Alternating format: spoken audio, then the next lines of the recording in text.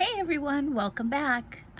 Today I'm going to show you how to draw this adorable birdhouse with two really cute little birds hanging by. Alright, all you'll need for this is a piece of paper, a pencil, and an eraser, and we can get started.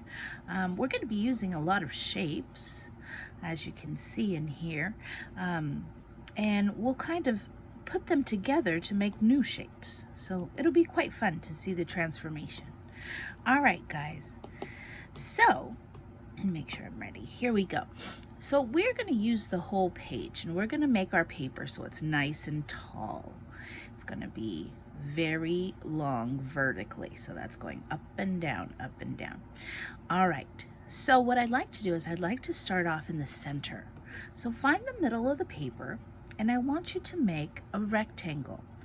You might find it easy to make straight lines if you have something with a straight edge. Could be anything, could be a box, could be a ruler, but if you don't have a ruler handy, anything with a straight edge is really helpful. And I like to use that to make nice straight lines. So I'm going to make one little line right in the center of the paper, and then I'm going to go over to the other side, and I'm going to make another line so that I've got two lines side by side. And really what I'm trying to do is I'm trying to make this into a rectangle. Now if you don't have anything that has a straight edge, that's okay too. You can just move your pencil really slowly and try to get a straight line. Either way, it's going to look great. All right, so once you've got a nice size rectangle right in the middle of your paper, we're going to start to build from that. So we're going to turn this rectangle into a T, a nice tall T. So I'm going to find the center, and I'm going to make a rectangle going up and down right from the center. So I'm going to use my straight edge again just to help me get those straight lines, and I'm going to make a line from the top down to the paper, the bottom of the paper. And then I'm going to scoot over a little bit. See how we left space so this long rectangle has nice width? It's nice and wide. We're going to do the same thing down here. We're going to put some space in between. I'm going to use my straight edge again to go all the way down and make another rectangle. So I've got the letter T going on right here.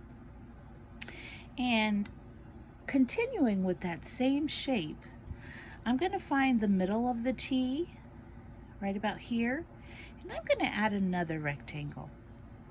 So I'm going to get my straight edge, and I am going to make a line across the middle of my T,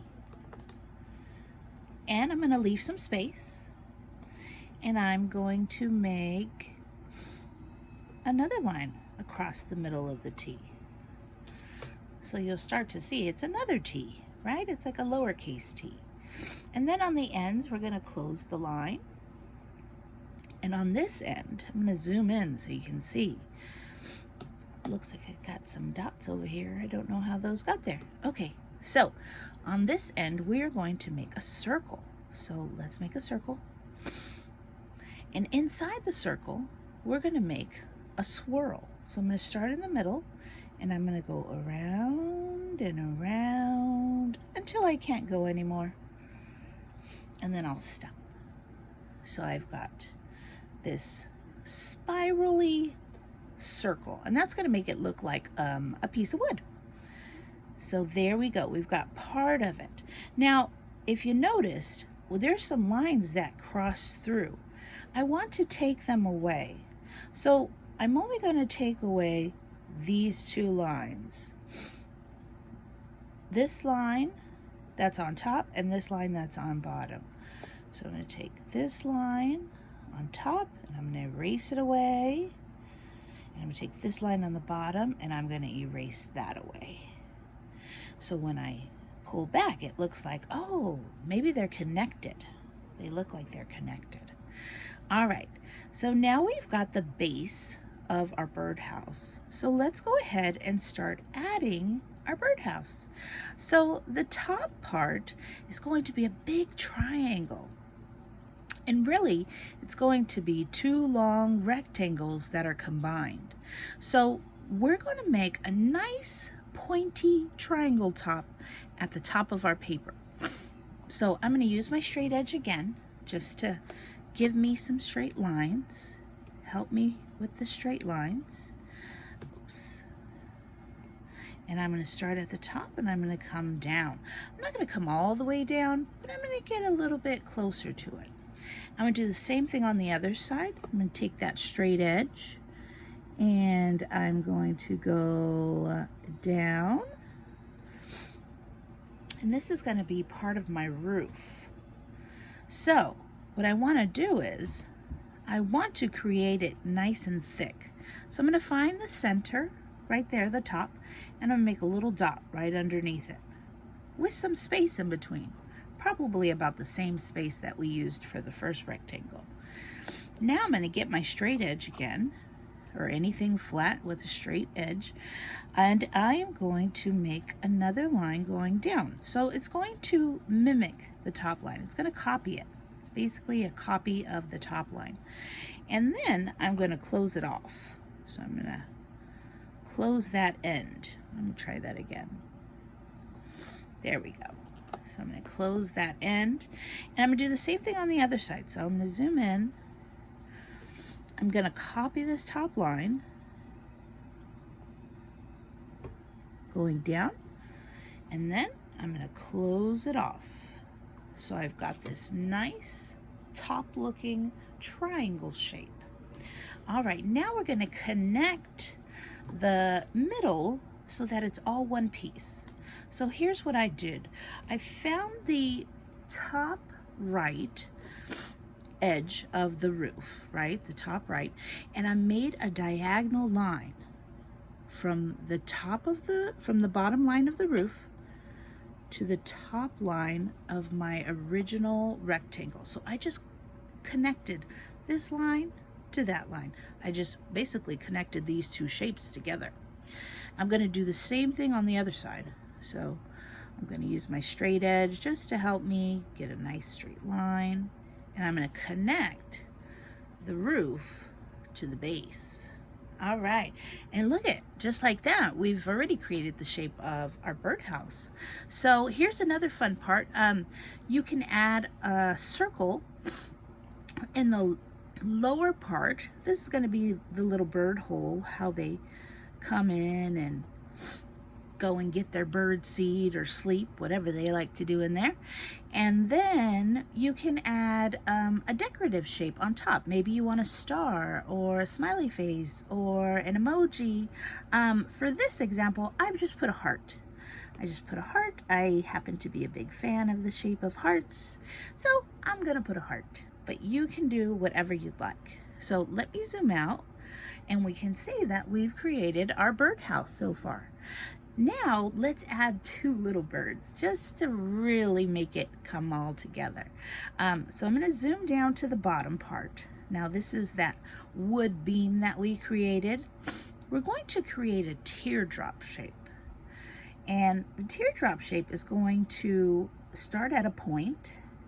So I'm going to start right about here, right about the end of where my wood is. And I'm going to make a teardrop shape.